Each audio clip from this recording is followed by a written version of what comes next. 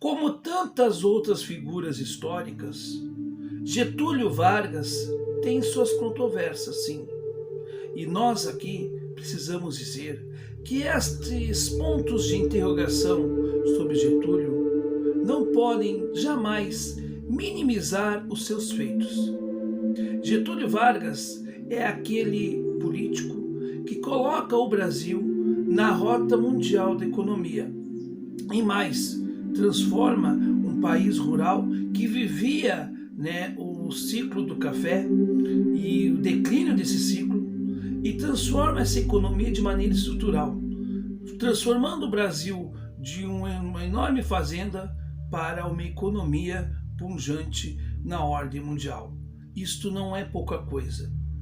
E se nós tivemos, por exemplo, os anos de ouro ou os anos dourados de JK, agradecemos sim a Getúlio Vargas. Aliás, JK nunca negou isto. Efetivamente, Getúlio Vargas é uma figura controversa.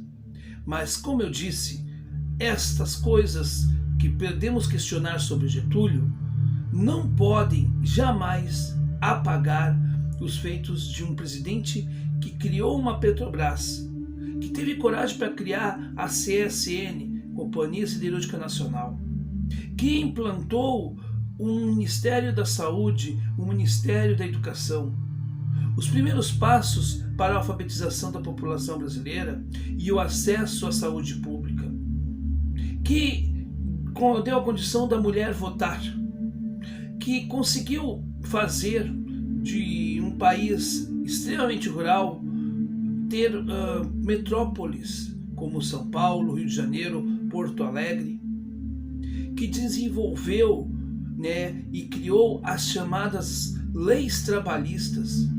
Sim, é bem verdade que estas leis elas são conquistas de lutas de 20 anos antes de Getúlio, mas somente um homem como Getúlio poderia sancionar a nossa CLT, rasgada em parte com a tal da reforma trabalhista de Temer. Getúlio criou o Estado Nacional Brasileiro moderno. Esse Estado que hoje precisa ser reformado também, mas que se nós temos uma estrutura hoje de país, devemos muito a Getúlio Vargas. E dizer que Lula ou até mesmo Ciro suplantam a figura histórica de Getúlio é um absurdo total. Agora, isso tudo acontece porque nós temos uma parte da esquerda brasileira que tem um pensamento antigetulista, bem como também a nossa historiografia brasileira.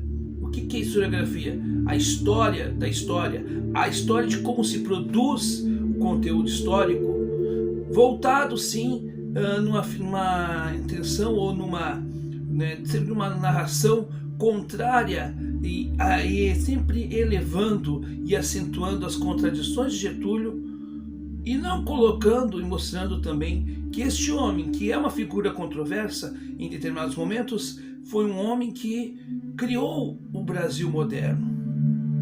E isto para mim é fundamental. A historiografia brasileira ela tem uma influência da escola paulista. Afinal de contas, em 30, o presidente que iria tomar posse era um paulista. Naquele processo chamado de República do Café com Leite, a República Velha hoje, onde tinha a alternância de um presidente mineiro, um paulista, mineiro e um paulista. E efetivamente Getúlio Vargas, com a Aliança Liberal, consegue derrubar esse modelo que a gente chama de modelo oligárquico, onde as lideranças políticas locais de Minas e São Paulo interferiam na ordem dos interesses nacionais. Getúlio derrubou, e essa derrota para os paulistas até hoje não é engolida. Tanto é que os gaúchos são muito mal vistos em São Paulo. Isso eu posso dizer com muita tranquilidade. Às vezes que estive em São Paulo, eu vi muita gente falando com uma certa raiva, principalmente no campo do futebol, efetivamente.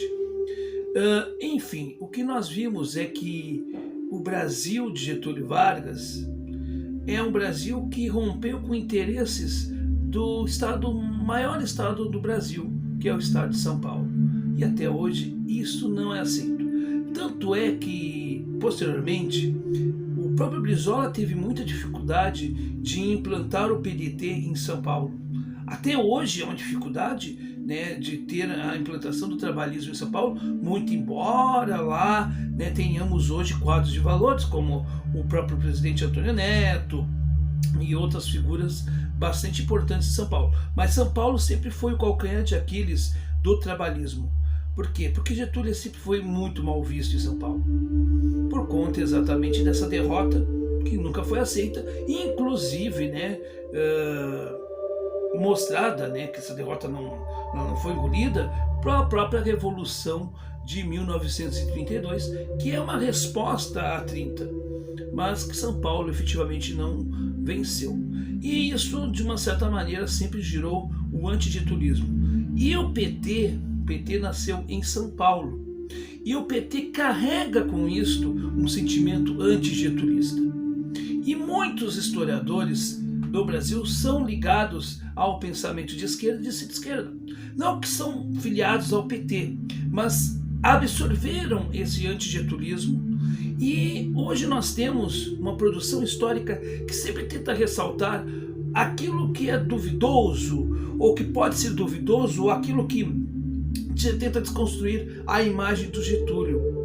Getúlio foi uma imagem humana, foi um ser humano que teve suas falhas, mas teve seus méritos.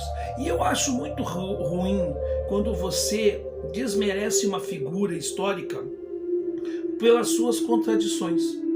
As contradições de Getúlio não podem ser maiores que as conquistas que Getúlio trouxe para o Brasil.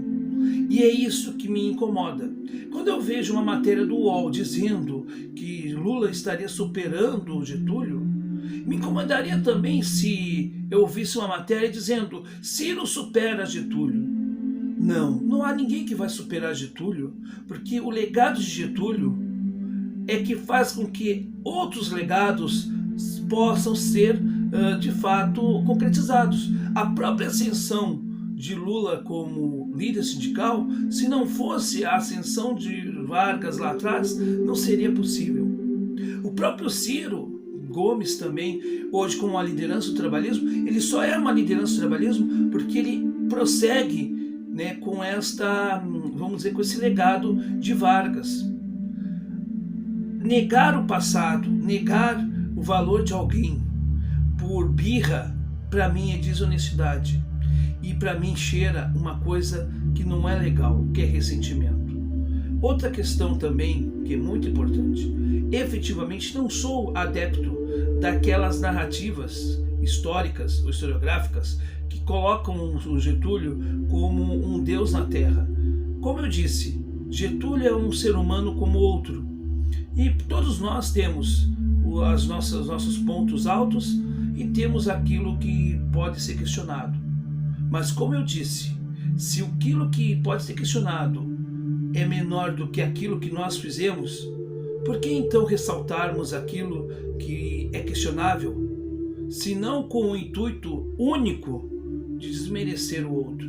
E esta construção de pensamento a mim não me representa, porque negar que Getúlio Vargas teve essa importância é negar a própria história do Brasil. Getúlio é um marco divisor da história do Brasil, querendo ou não.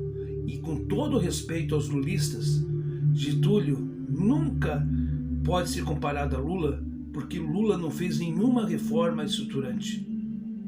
Getúlio fez. Getúlio teve coragem e encampou o petróleo do Brasil.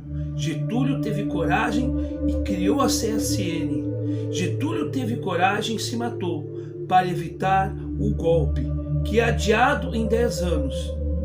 Getúlio se matou por um escândalo infinitamente menor do que o escândalo ou os escândalos do governo Lula ou até mesmo do governo atual. Portanto, meus caros, para mim isto não passa de uma comparação totalmente indevida. não é só anacronismo, é talvez um princípio de desonestidade intelectual negarmos a importância de Getúlio por coisas que talvez podemos discutir, mas desmerecer é um ato, como eu disse, de desonestidade. É o que eu penso.